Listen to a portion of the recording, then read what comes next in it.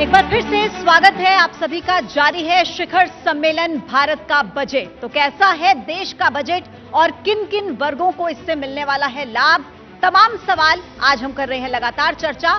और इस सेशन में हमारे जो अगले मेहमान हैं वो पश्चिम बंगाल में बीजेपी का सबसे बड़ा चेहरा है। पश्चिम बंगाल बीजेपी के अध्यक्ष हैं सुकांता मजूमदार जी। मैं बहुत स्वागत करती हूं आपका। प्लीज मंच पर आइए जोरदार तालियों के साथ। इस सेशन को आगे बढ़ाने के लिए मैं रोमाना को मंच पर आमंत्रित करना चाहूंगी। देखिए, सुकांता मजूमदार जी राज्य मंत्री हैं और पहली बार मोदी कैबिनेट में शामिल हुए हैं। अब इस सेशन को आगे बढ़ाएंगी मेरी सहयोगी रोमाना। Over to you. शुक्रिया पूजा। नमस्कार, एबीपी न्यूज पर हाजिर हूं मैं रोमाना इसार खान और यहां मंच सजा हुआ है शिखर सम्मेलन। भारत का बजट देश के सामने आ गया है, उसी को लेकर हम चर्चा कर रहे हैं। और भारत सरकार में मंत्री सुकांता मजूमदार जी हमारे साथ इस मंच पर मौजूद हैं। जोरदार तालियों के साथ जरा मंत्री जी का स्वागत किया जाए। सवाल मेरा आपसे पहला ये है सर कि ये बजट आया है और बजट की बारीकियों पर बात करने की बजाय, नंबर्स और आंकड़ों पर बात करने की बजाय हमला इस समय सरकार पर बजट को लेकर पॉलिटिकल हो रहा है। जो विपक्ष के नेता हैं वो कह रहे हैं भेदभाव कर दिया है राज्यों के साथ। बंगाल की मुख्यमंत्री ममता बनर्जी भी ये सवाल उठा रही हैं कि पश्चिम बंगाल के साथ भी भेदभाव हो गया। तो आप किसके साथ हैं, अपनी पार्टी और सरकार के साथ या अपने प्रदेश बंगाल के साथ? देखिए, पहली बात यह है कि बजट जो होता है, बजट पूरे देश के लिए बजट होता है। दूसरी बात यह है कि आदरणीय हमारे फाइनेंस मिनिस्टर मैडम ने क्लियरली बताया कि हमने 2 राज्य का नाम अलग से लिया। इसका मतलब ये नहीं कि बाकी राज्यों को कुछ नहीं मिल रहा है, लेकिन विषय ये है कि हमारे विपक्ष क्या बोल रहे हैं कि 2 राज्यों को देखा गया, 2 राज्यों को देखा गया। तो अगर वो पॉलिटिकली बोल रहे हैं तो मैं इसका जवाब पॉलिटिकली देना चाहूंगा। क्या दीजिए? हम तो फिर भी 2 राज्यों को देख रहे हैं, आप तो एक परिवार को देखते हैं। आपकी जब सरकार रहती है, कांग्रेस की जब सरकार रहती है, तो गांधी परिवार के अलावा आपके बजट में कुछ रहता नहीं, उससे ही कि क्या लाभ मिलेगा मिलता है। तृणमूल कांग्रेस की जब सरकार बंगाल में है, जो सरकार है वो भी एक परिवार की सरकार है। डीएमके की सरकार परिवार की सरकार है। तो अगर तर्क के खातिर कुछ समय के लिए मैं मान भी लूँ कि 2 राज्यों को देखा गया, फिर भी तो 2 राज्य देखे, 2 राज्य के बहुत लोग हैं। लेकिन ये पूरा दुष्प्रचार है, क्योंकि देखिए बंगाल 2 राज्य के लोग और ये 2 राज्य के लोग, हिंदुस्तान में आबादी 15% और इन्हीं 2 राज्यों का नाम बजट में बार बार सुना गया। और 2 राज्य भी कौन से? 2 राज्य वो जिनकी वजह से बीजेपी जो इस समय 240 पर है वो 272 वाला आंकड़ा पार कर पा रही है। तो मतलब अभी तक तो विपक्ष ये कहता था कि साहब देखिए ये पूर्ण बहुमत की सरकार नहीं है, ये एनडीए की सरकार, ये कमजोर सरकार। तो बजट के जरिए तो आप लोगों ने खुद ही विपक्ष के हमलों को एक तरीके से स्वीकार कर लिया। आपने स्वीकार कर लिया कि ये सरकार जो है वो सहयोगियों के भरोसे सरकार है, इसीलिए सहयोगियों को खुश करने के लिए उनको देना होगा। बिहार आंध्र, बिहार आंध्र। देखिए, मैंने पहले ही बताया कि 2 राज्य का नाम लिया गया, लेकिन ऐसा नहीं। अगर बजट को आप बारीकी से देखेंगे जी, इसमें सबसे ज्यादा जोर दिया गया है जॉब क्रिएशन के ऊपर, सबसे ज्यादा जोर।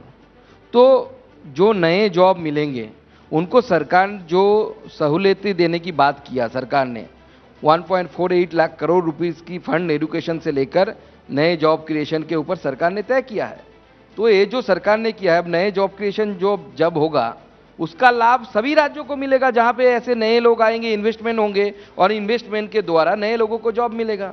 अगर वहां पे आप एडिशनल मैन फोर्स लेते हैं, लोग लेते हैं, तो उसके लिए जो पीपीएफ है उसमें भी सरकार आपको रीइंबर्समेंट देगी। तो इसका लाभ किसको मिलेगा? सबको मिलेगा।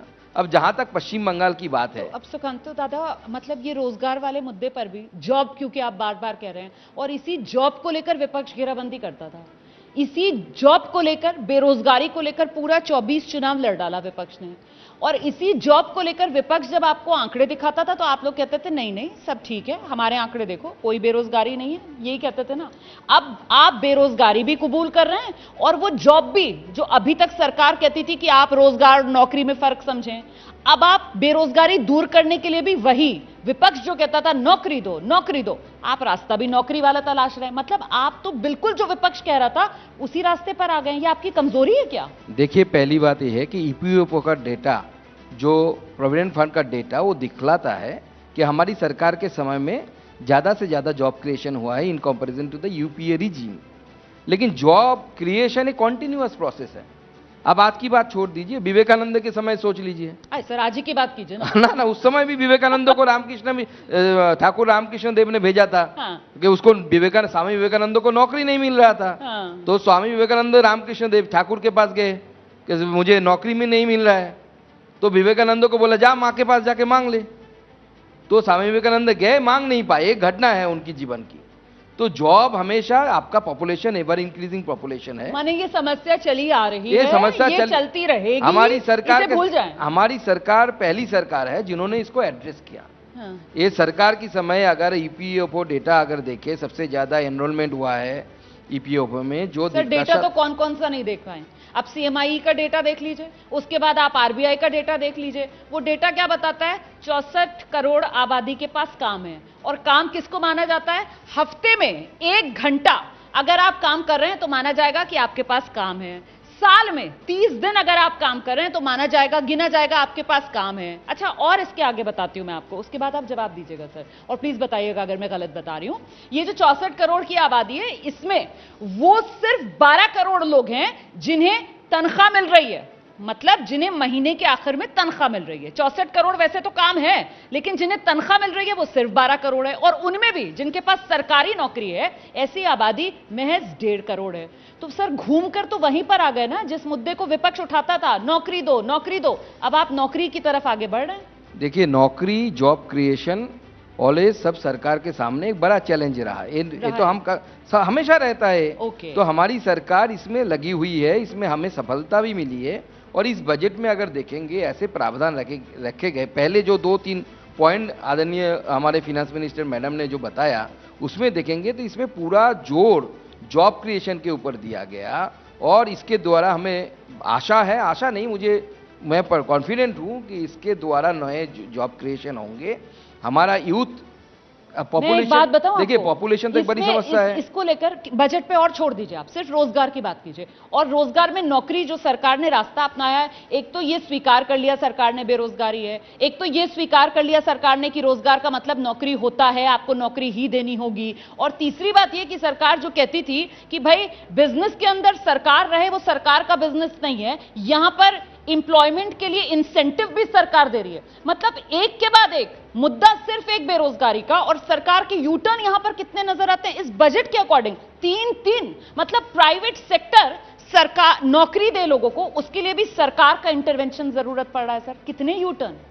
देखिए, पहली बात है कि जितने टेक्नोलॉजी, ये वर्ल्ड वाइड प्रॉब्लम है, जितने टेक्नोलॉजी का एडवांसमेंट होगा, involvement of man power decrease होगा। इस बीच में थोड़ा ऐसा रिलेशन है।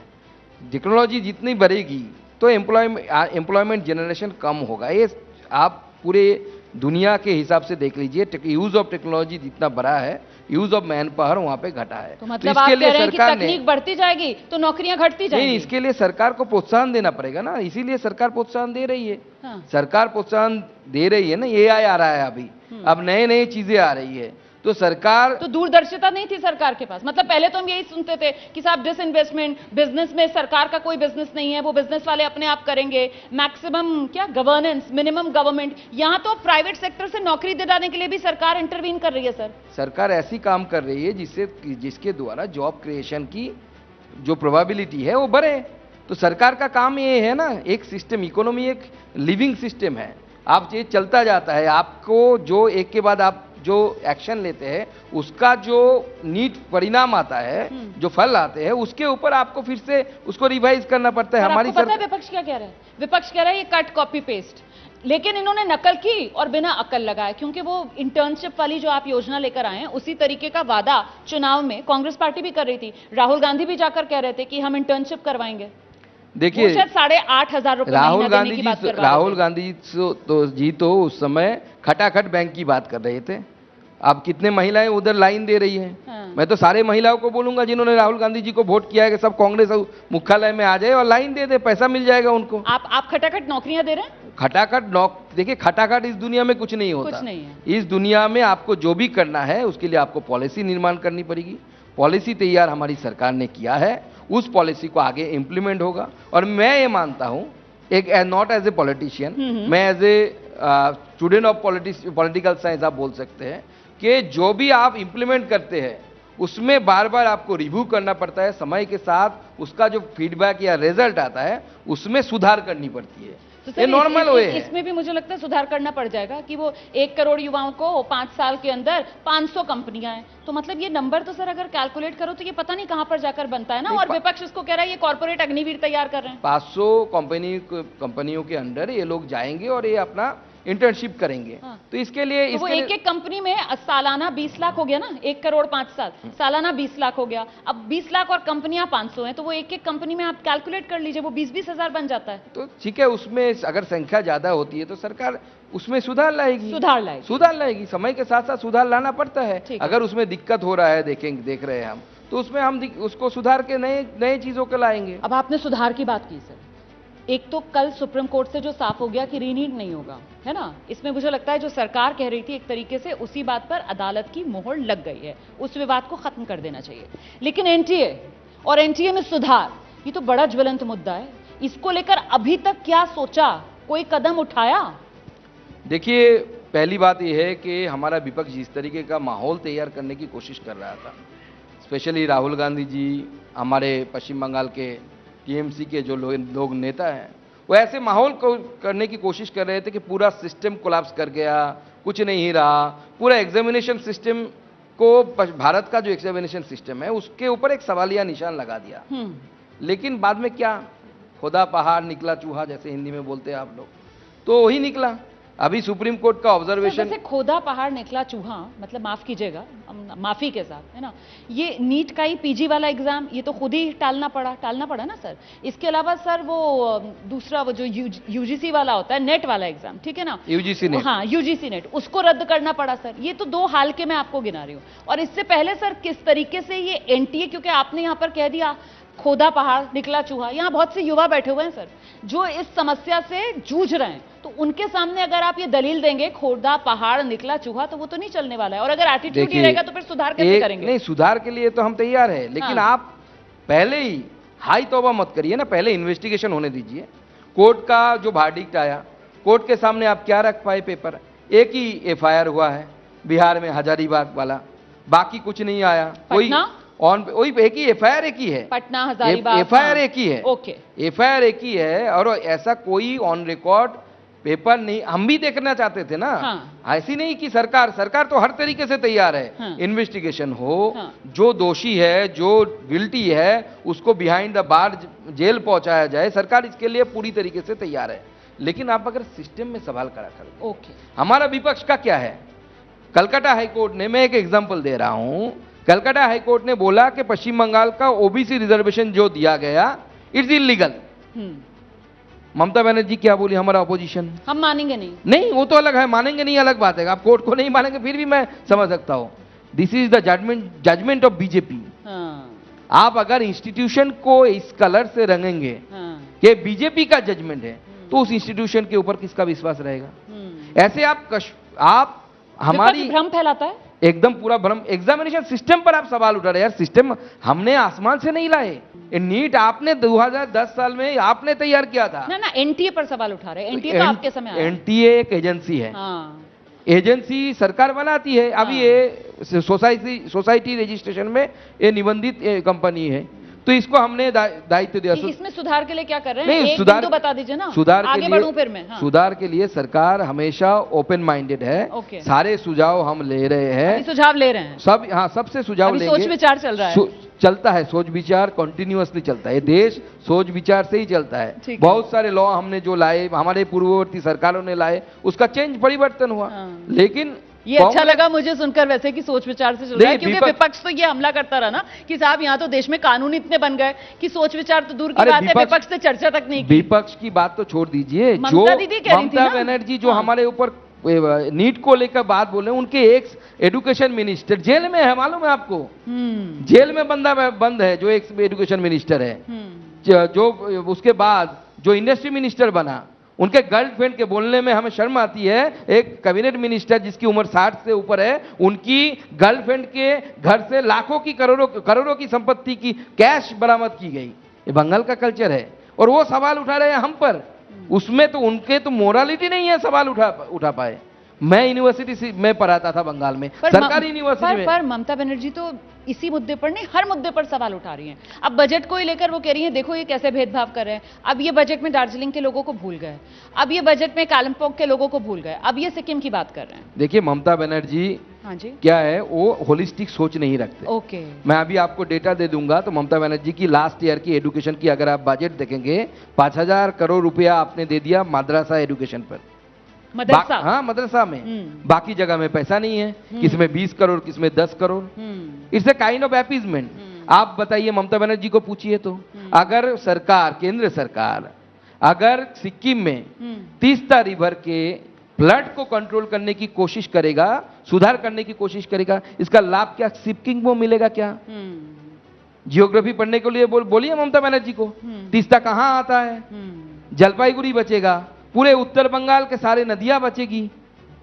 तो आप उत्तर बंगाल को भूल रहे हैं। तो ममता बनर्जी अगर खुद अपने राज्य के उत्तर बंगाल को भूल रही है, आपने हॉलिस्टिक वाली अप्रोच की बात की कि साहब ममता बनर्जी हॉलिस्टिक सोच नहीं रखती हैं। अब उनकी हॉलिस्टिक सोच की अगर बात करेंगे सर, फिर तो वो सोच जो है हॉलिस्टिक टीएमसी के मुताबिक तो वो बाउंड्री पार, बॉर्डर पार चली जाएगी। इंटरनेशनल पार्टी बन गई ना, इंटरनेशनल। वो तो कह रही है कि बांग्लादेश में कोई दिक्कत होगी, कोई बात नहीं जी, मेरा राज्य है, आ जाओ। नहीं, ये तो सिर्फ एक ही चीज है, टीएमसी तो हॉलिस्टिक अप्रोच है ये। टीएमसी का नेशनल पार्टी का तकमा चला गया, अच्छा, इसलिए वो इंटरनेशनल हो गई। दो घटनाएं बताता हूँ इंटरनेशनल कैसे हो गई।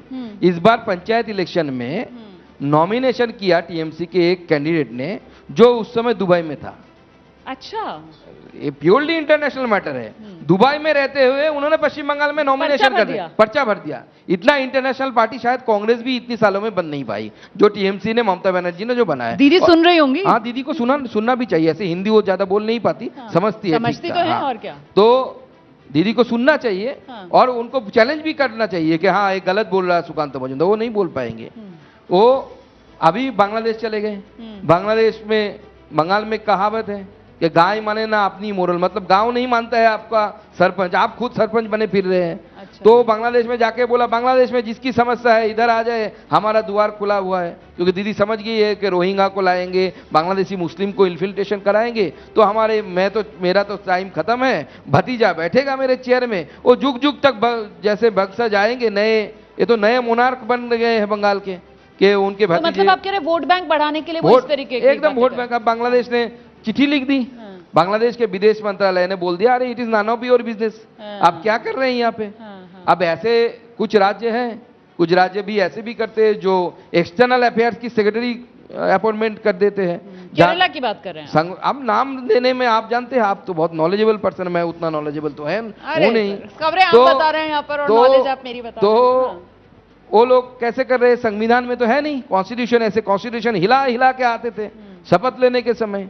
आप केरला वाले एमपीज लोगों को बुला के बोलिए संविधान तो आप बहुत हिलाया, अब थोड़ा पत्ता भी हिलाइए, पत्ता खोल के दिखा दीजिए कहां पे एक्सटर्नल अफेयर्स आता है, आपके इख्तियार में आता है कि आप एक्सटर्नल अफेयर्स कोई सेक्रेटरी कर सकते हैं। लेकिन सुकांत दादा इतने आक्रामक तेवर आपके, और पूरे चुनाव भर हमने देखा, हम फॉलो भी करते थे आपको, आपकी बातों को, आपके बयानों को। मतलब आपने तो यहां तक कहा था कि बस एक सीट भी ज्यादा आ जाएगी ना अगर बीजेपी की, तो 26 तक ममता दीदी तो सरकार नहीं चला पाने होती, अगर एक ज्यादा ला पाते हम। लेकिन ये हुआ क्या, मतलब ये तो एकदम फ्लॉप शो, और वो भी आपके नेतृत्व में। अभी भी आप ही है ना प्रदेश नहीं, मैं अभी भी प्रदेश अध्यक्ष हूँ। पूरा रिस्पॉन्सिबिलिटी मैं लेता हूँ, रिस्पॉन्सिबिलिटी। आपको इतनी अच्छी पार्टी मिली, इतनी मतलब बढ़िया तरीके से ग्रो करती हुई पार्टी मिली, 21 में आपको कमान मिली और आपने 24 में यहां तक पहुंचा दिया, इसीलिए आप टारगेट पर हैं। देखिए 21 में जिस समय मुझे पार्टी मिली थी, हाँ जी, उस समय पार्टी 21 में चुनाव हारने के बाद उस समय पार्टी के कार्यकर्ता के ऊपर इतना, लेकिन 3 से 77 कहां पहुंची थी, है ना, वही वाली हार कह रहे हैं ना। क्या 3 से 77 वाली 3 से 77 पहुंचे, लेकिन उस समय हमारा टारगेट था 200। तो कार्यकर्ता सोच लिया कि हाँ 200 ही मिलेगा, इतने डिमोरलाइज हो गए। और इस एक के बाद एक हिंसा की घटना, जो आप रिपोर्ट पढ़ लीजिए ना, ह्यूमन राइट्स कमीशन का रिपोर्ट पढ़ लीजिए, क्या बोल रहे हैं वो लोग। इतने हिंसा की घटना घटी, पार्टी उस समय लगभग बहुत पीछे चली गई थी, लगभग खत्म होने के कगार पे थी। उस समय अगर आप कोई सर्वे वगैरह करते तो आता आपको कि बीजेपी पश्चिम बंगाल में 3, 4, 5 सीट ही सीटें जीत सकती थी, ऐसी हालत थी। उत्तर बंगाल में 2-4 तो फिर वो मैं खुद 42 में से 80,000 35 जीतेंगे या फिर पिछली बार से तो आपको ज्यादा तो जीतेंगे, वो सब तो जुमले हमको थे। क्या बोलना चाहिए था? 10 जीतेंगे। मतलब जुमला था फिर वो। नहीं जुमला नहीं, आपको टारगेट हमेशा से ऊपर सेट करना चाहते हैं। अच्छा। मैं तो बचपन से यही सुनते आया हूं, मेरा माताजी बोलते थे कि तुम भाई तुम अफसर होने के बारे में सोचो तो चपरासी तो बनोगे कम से कम। तो यही टारगेट होना चाहिए। आप टारगेट ऊंचे रखिए ना। हाँ। अगर ऊंचा टारगेट रखेंगे तो कहीं तक तो पहुंचेंगे, 12 तक तो पहुंचे। वो टारगेट था, मतलब रियलिस्टिक नहीं, बस वो टारगेट था। और दूसरा बात है, देखिए बंगाल की पॉलिटिक्स आप यहाँ बैठ के समझ ही नहीं सकते। अच्छा। मैं अपना एग्जांपल देता हूँ। 13 राउंड तक, हाँ। इस बार इलेक्शन का मैं बोल रहा हूँ, मैं पीछे था, ठीक है। उसके बाद से काउंटिंग 7 बजे तक, सारा काउंटिंग ऑलमोस्ट कंप्लीट, 7 बजे तक रिजल्ट अनाउंस नहीं हो रहा है। विक्ट्री मार्जिन तो घट गया आपका पिछली बार। नहीं हाँ, घटा है। हाँ हाँ। सुनिए ना कैसे इलेक्शन होता है, थोड़ा एक बार पूरे देश के लोगों को एक बार जानना चाहिए। मैं 10,000 वोटों से आगे हूं उस समय, हमारे कैलकुलेशन से 18, प्रशासन बोल रहा है कि 10 से आप आगे हैं। हाँ। Mamata Banerjee being a chief minister, अब सिटिंग चीफ मिनिस्टर, इतना कैसे पॉलिटिक्स होता है वहां पे, कलकत्ता से प्रेस कॉन्फ्रेंस कर रही है कि Sukanta Majumdar has lost it. अच्छा, ओके, ठीक है, पहले ही कर दिया उन्होंने। पहले उन्होंने अनाउंस कर दिया। डीएम उसके बाद से जिस अगले 2 राउंड में हम लीड में तो गए। वो भी अपना लक्ष्य तय कर रही थी ना। वो क्या कहेंगी, सुकांत जी जीत गए? नहीं, वो अनाउंस, आप रिजल्ट नहीं होने से पहले कैसे कर सकते? डीएम रिजल्ट अनाउंस करना बंद कर दिया। ओके, डीएम रिजल्ट नहीं अनाउंस कर रहा था कि आप 14th राउंड का क्या रिजल्ट है, 15th का क्या रिजल्ट है। मेरे अपोजिट में जो कैंडिडेट है टीएमसी के, उनके भाई जो काउंसिलर है, जो रूल्स चेयरमैन है म्युनिसिपैलिटी का, रूल्स के अनुसार वो घुस नहीं सकते, अंदर घुस ये बिल्कुल वैसी बातें आप लोग नहीं करते हैं। मतलब जो भी पार्टी हारती है वो इसी तरीके से दूसरी वाली पर ब्लेम करती है। मतलब यहाँ पर नॉर्थ में हमने देखा, इस बार तो चलिए बहुत बढ़िया कर लिया समाजवादी पार्टी और कांग्रेस। आप उत्तर प्रदेश में समाजवादी पार्टी को लेकर पूछिए। लेकिन हाँ वही पूछिए ना, जहां वो हारते हैं वहां पर वो कहते हैं कि साहब बीजेपी मैनेज कर लेती है, बीजेपी ने हरवा दिया। पिछली बार का मुझे तो याद है 2024 नहीं 2019, वो मेरठ को लेकर कैसे पूरे के पूरे 19 से लेकर 24 तक मेरठ सीट को लेकर वो कहते रहे हम तो जीत रहे थे जी, प्रशासन ने हरा दिया। फिर जब आप ये कहते हैं सर, तो आप भी कहीं ना कहीं वही सिस्टम, वही जो इंस्टीट्यूशंस हैं उसी पर क्वेश्चन मार्क नहीं लगाते? मतलब विपक्ष की राजनीति ऐसी होती है क्या? जैसे देश में विपक्ष राजनीति कर रहा है वैसे बंगाल में आप विपक्ष में आप राजनीति कर रहे हैं। देखिए पहली बात यह है कि हम इंस्टीट्यूशंस पर ऐसे ही सवाल नहीं उठा रहे हैं। मैं 2 बार का एमपी हूं। जब मैं पहली बार एमपी चुना गया, आप पूछ लीजिए ना, कोई भी सांसद से पूछ लीजिए, दिशा बोल के एक मीटिंग होती है ना, बंगाल में कितनी बार हुई? मेरे साथ एक भी बार नहीं हुआ। 5 साल मेरा बीत गया, एक भी दिशा मीटिंग नहीं होता। आप पहली बार मैं जब एमपी बना था, डीएम मुझसे मिलता नहीं था। आप जाएंगे, मैं मंत्री हूं, अब मालूम नहीं, मैं तो बहुत बार फेस कर चुका हूं। मैं किसी जगह में जा रहा हूं जहां पे आईएएस आईपीएस बैठे हुए हैं, कुछ तो प्रोमोटी आईपीएस है जो डब्ल्यूबीसीएस मतलब वेस्ट बंगाल कैडर से, मतलब बीसीए, उठते खड़े भी नहीं होते एमपी को देख के। एमएलएस को प्रशासनिक बैठक में बुलाया नहीं जाता, एमएलए एमपी को। मुख्यमंत्री मेरे इलाके में जाते हैं, कभी मुझे नहीं बुलाया। तो मतलब बंगाल में भी लड़ाई लंबी है। लड़ाई 26 में चुनाव है, लड़ाई तो लड़ेंगे, 26 में चुनाव है। मुझे लगता है कि जनता इस जगह से निकली, और बंगाल में हमेशा और किसके नेतृत्व में? बीजेपी में नेतृत्व किसका होगा? मोदी जी का नेतृत्व। राज्य में अध्यक्ष तो पार्टी तय करेगी। नाम कोई आपकी पसंद का जिसको आपको लगता है कि ये बेहतर काम कर सकते हैं? दिलीप घोष जी दोबारा मौका? देखिए नाम हम बाहर नहीं बोल सकते, ओके, ठीक है, लेकिन विषय यह है कि पार्टी बंगाल में जगन्नाथ जी का रथ है। रथ तो गुंडीचा मंदिर तक जाएगा ही, रथ सारथी जो भी बने, ठीक है। और गुंडीचा मंदिर तक जाना अगर देखा जाए तो सबसे सक्सेसफुल प्रेसिडेंट बीजेपी के स्टेट में बंगाल में वो दिलीप घोष है। अभी तक तो वही है, क्योंकि उनके समय 18 सीट मिली थी हमें, है ना, वही। ठीक है, आगे बढ़ती हूँ मैं, बंगाल से थोड़ा सा आगे निकलते हैं। सिक्किम की भी बात हमने कर ली क्योंकि नॉर्थ ईस्ट की भी जिम्मेदारी आपके पास है। मणिपुर मुझे लगता है उस पर भी आपको जरूर एक रिएक्शन देना चाहिए, खासतौर से तब जबकि हमने आरएसएस प्रमुख मोहन भागवत जी का भी बयान सुना और उन्होंने भी फिक्र जताई कि देखिए कैसे साल भर हो गया है, लेकिन अगर हालात कंट्रोल में नहीं है तो किसी की जिम्मेदारी, किसी की जवाबदेही तो तय की जाए ना। अभी हालात कैसे हैं? देखिए सरकार इस विषय में, एक तो हालात या मणिपुर में जो सिस्टम है वो डोनर के अंडर में, अभी वो लॉ एंड ऑर्डर नहीं आता, वो होम मिनिस्ट्री के अंदर में आता है। तो स्वाभाविक है माननीय गृह मंत्री जी इसमें आपको ज़्यादा अवगत करा पाएंगे। मैं सिर्फ इतना ही बोलूँगा कि मणिपुर में शांति आनी चाहिए। शांति बहाली के लिए सरकार सदा चेष्टा कर रही है, कोशिश कर रही है। सफलता आ रही है, धीरे धीरे आ रही है। वो कोशिशें लेकिन मतलब सफल क्यों नहीं हो पा रही हैं, यही मेरा सवाल था। अभी राहुल गांधी भी वहां पर होकर आए थे और उनकी तरफ से भी कहा गया कि साहब बहुत ज्यादा जरूरत है यहाँ पर ध्यान देने की, तो क्या मतलब उतना ध्यान नहीं दिया जा रहा है क्या सरकार की तरफ से? देखिए, सरकार तो ध्यान देने की, पूरी ध्यान सरकार की है, पूरी तरीके से सरकार कोशिश कर रही है और धीरे धीरे समय आएगा, क्योंकि इसमें समय लगेगा। दो कम्युनिटी है वहाँ पे, आप जानते हैं, मैती है, कुकी है, आपस में उनका दो कम्युनिटी आपस में जब तक सौहार्द नहीं लाएगी तब तक आप सरकार हो या कोई भी हो कुछ नहीं कर सकता। सरकार कोशिश कर रही है, सरकार आर्म्स एमुनेशन उद्धार कर रही है, यानी सीज कर रही है। तो कई लोग तो दबी जुबान में क्या खुलकर कहते हैं कि समस्या ही सीएम है वहां पर। आपने भी सुना होगा ये बात, कोई ऐसी छिपी हुई बात नहीं है। वो विषय में मैं यहाँ पे कुछ बोलना नहीं, मुझे इख्तियार भी नहीं है बोलने का, क्योंकि it's matter of law and order, it is purely under the मतलब is under the jurisdiction of the home ministry. तो मैं सिर्फ इतना ही बोलूंगा कि हमारा काम है डोनर में development of the north east, तो हम इंप्लीमेंट करेंगे। डेवलपमेंट के लिए शांति चाहिए, शांति होम मिनिस्ट्री करेंगी, मुझे पूरा विश्वास है। देश के बाद ही फिर विकास का काम हो पाएगा। पहले स्थिति तो काबू में आए ना, स्थिति काबू में आ जाए, उसको सब हम सब चाहते हैं कि मणिपुर में शांति बहाल हो। शांति बहुत जरूरी है और हम ईश्वर से प्रार्थना करते हैं, दोनों कम्युनिटी से प्रार्थना करते हैं कि आप लोग आपस में बात करिए और वहां पे शांति लाइए। ठीक है सर, दोबारा बजट पर जरा लौटते हैं। और बजट को लेकर सवाल एक जो विपक्ष की तरफ से उठाया जा रहा है कि साहब, कहा यह जा रहा है कि ये जो बजट है वो अमृतकाल का महत्वपूर्ण बजट होना है, ये जो बजट है वो 2047 विकसित भारत की नींव रखने वाला बजट है।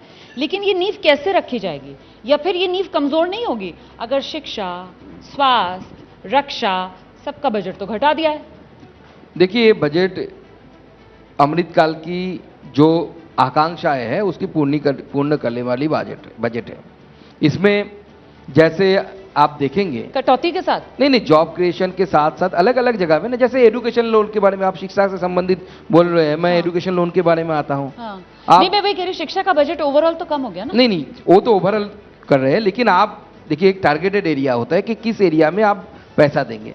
सबसे हम क्रिटिसिज्म सुनते थे कि यहाँ पे एजुकेशन लोन से कम इंटरेस्ट में कार लोन मिल जाता है। हाँ जी। अब 1 लाख स्टूडेंट्स के लिए 3% में हम एजुकेशन लोन देने का ये सरकार ने इस बार प्रावधान रखा। इससे जो मिडिल क्लास फैमिली के बच्चे हैं, जो अपने टारगेट को या अपने सपने को पूरा करना चाहते हैं, उनके लिए बहुत इसमें लाभ मिलेगा। आप एग्रीकल्चर की बात, एमएसपी में हमने बढ़ोतरी की कुछ दिन पहले कुछ चीज़ों की। उसके साथ साथ जो हमारा ऑयल सीड्स है, जिसमें हम दूसरों पर निर्भर है, आत्मनिर्भर नहीं है, उसमें मिशन मोड में काम होगा। तो टारगेटेड काम होते हैं। उसके साथ साथ सवाल तो ये है ना कि घट गया, मतलब बजट बढ़ना चाहिए। नींव अगर आपको रखनी है विकसित भारत की, तो उसके तो कहीं ना कहीं जो स्तंभ हैं, जो पिलर्स हैं, वो शिक्षा होना चाहिए, वो स्वास्थ्य होना चाहिए, और उसी पर अगर हम बजट घटा रहे हैं तो फिर हम क्या दिशा पर आगे बढ़ रहे हैं? देखिए, शिक्षा में भी टारगेटेड एरियाज में कुछ जगह पे चेंज किया गया है, बढ़ाया है। ओवरऑल आपको लगता है अगर घटा है, अगर आप कभी शिक्षा के ऊपर पूरे डिटेल्स में हम डिस्कशन करेंगे, अभी तो समय संभव नहीं है, तब आपको हम बता पाएंगे कहाँ कहाँ पे ये बढ़ाया गया, जिससे लोगों में लाभ होगी और शिक्षा में भी और सारी चीज़ों में जहाँ जहाँ पर टारगेटेड एरियाज है वहाँ पे हमें बहुत ज़्यादा डेवलपमेंट होगा। अच्छा, स्वास्थ्य के बजट में ये अच्छा था कि सरकार ने जो कैंसर की दवाएं हैं 3 दवाओं पर, हाँ 3 दवाओं, वो जिस तरीके से उसमें कटौती आएगी कीमतों में, और पिछले अंतरिम बजट में भी मुझे ध्यान है जिस तरीके से सर्वाइकल कैंसर वाली जो वैक्सीन है उसका प्रावधान रखा गया था, तो ये तो अच्छे कदम है। लेकिन वही स्वास्थ्य के बजट को लेकर भी सवाल है कि साहब वो भी घटा दिया। देखिए, स्वास्थ्य के बजट में क्या है कि पहले बीच में अगर स्वास्थ्य का बजट आप देखेंगे, हाँ जी, उसमें बहुत ज्यादा पैसा देना पड़ा था, क्योंकि वो पीरियड कोविड वाला पीरियड था। हाँ, जिसमें हमें उस समय इन्फ्लक्स चाहिए था पैसे की। ओके, जिससे ऑक्सीजन जनरेटर समझ लीजिए या जो भी हो, पीपी किट हो, वो सारी चीजें उस समय तैयार होने की, तो जरूरत के हिसाब से कम बढ़ता है। तो चलते चलते सर, इस बजट को लेकर आप दर्शकों को क्या बताना चाहेंगे, हाई पॉइंट इस बजट का? देखिए, सबसे बड़ी बात है कि सबसे ज्यादा इसमें इंपॉर्टेंस, वेटेज जो दिया गया है वो है जॉब क्रिएशन के ऊपर दिया गया है। नौकरी पे, नौकरी जनरेट हो, लोग खुद से एंटरप्रेन्योर बने और नौकरी तैयार हो। मुद्रा लोन बढ़ाया गया है, हाँ तो जी। मुद्रा लोन से तो नौकरी नहीं होगा, 20 लाख तक उसको बढ़ाया गया 10 लाख से। तो लोग नए एंटरप्रेन्योर बनेंगे, मुद्रा लोन से नए व्यवसाय तैयार होंगे। सबको सरकार नौकरी नहीं दे सकती, ये करीब कड़वी सत्य है, लेकिन ये सब सभी सरकार, अगर हमारे जगह कांग्रेस की भी सरकार होती उसके लिए भी यही सत्य होती है, क्योंकि नहीं तो वेनेजुएला हो जाएगा आपका देश। उस समय हुगो सावेज ने जो वहां पे किया बहुत था। शुक्रिया सुकांत दादा एबीपी न्यूज के इस मंच पर आने के लिए। बहुत कम नेता, इतने नेताओं से आपने देखा है, मैं बात करती हूँ, बहुत कम नेता ऐसे होते हैं जो बेबाकी से आपको बताएं कि जिंदगी में सब कुछ काले और सफेद में नहीं होता, बहुत कुछ ग्रे एरिया होता है, और उस ग्रे एरिया को एक्सेप्ट करते हुए यहां पर इस बजट की रियलिटी सुकांतो जी जो हैं वो दर्शकों के सामने रख रहे थे। हम छोटे से ब्रेक के लिए यहां पर रुक रहे हैं, फौरन लौट रहे हैं। इस शिखर सम्मेलन के मंच पर एक और खास मेहमान आगे आपका इंतजार कर रहे हैं, कहीं मत जाइएगा, फौरन लौट रहे हैं।